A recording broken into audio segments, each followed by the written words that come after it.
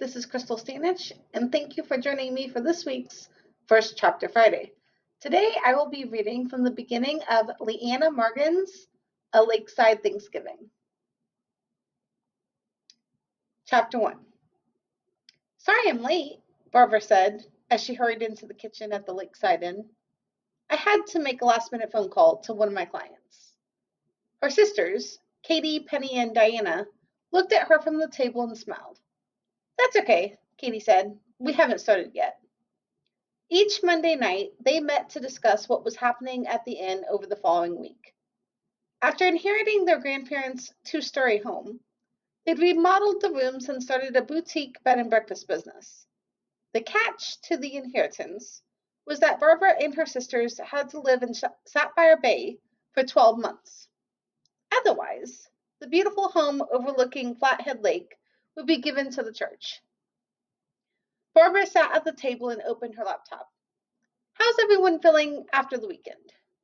Diana grinned. I feel amazing. Penny laughed. That's because Ethan asked you to marry him. Talk about romantic, Katie, their youngest sister said. Asking you to be his wife under a tree decorated in fairy lights was one thing. Renting a steamboat to celebrate your engagement was incredible. What can I say? He's the most wonderful man I know. Barbara sighed. I still can't believe you're engaged. Penny, their eldest sister, handed Barbara a cup of coffee. Don't worry. There's someone special waiting for you, too. No thanks. I'm happy the way I am. Besides, my one and only goal is to make the inn a success. Katie lifted her cup toward Barbara. I'll second that. There's too much happening in our lives to even think about dating someone. And talking about our lives, Barbara gave her sisters a spreadsheet. We need to do some serious planning. I analyzed the next 6 months of room reservations. We're okay for now, but we'll need to do some marketing to increase our bookings. Diana studied the sheet of paper. There's a sharp decline in reservations around November. We should let people know what they can do in Sapphire Bay during the winter months.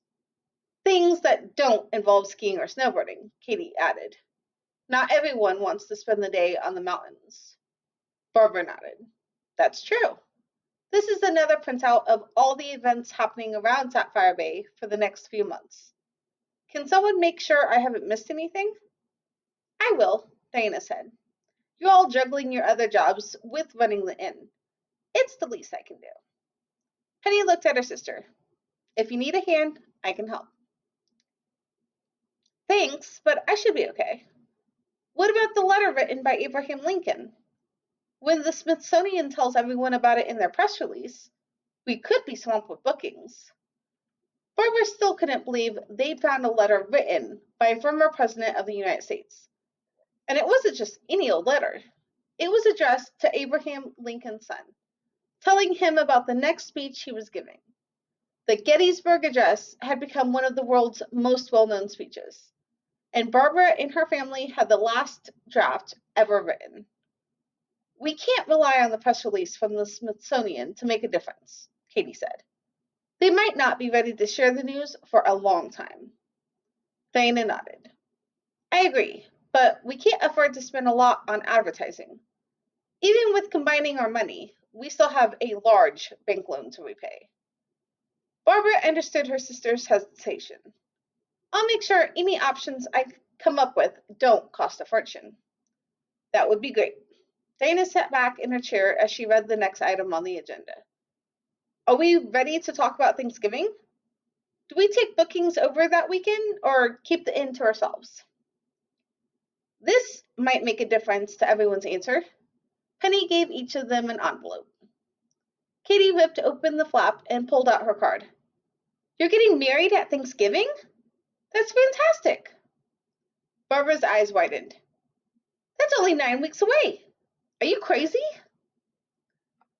And if you would like to know what happens next, you can check this title out on the Libby app. Please join me here next week as I read from the beginning of Thanksgiving Dinner Death by Leanne Dobbs. Thank you and have a great week.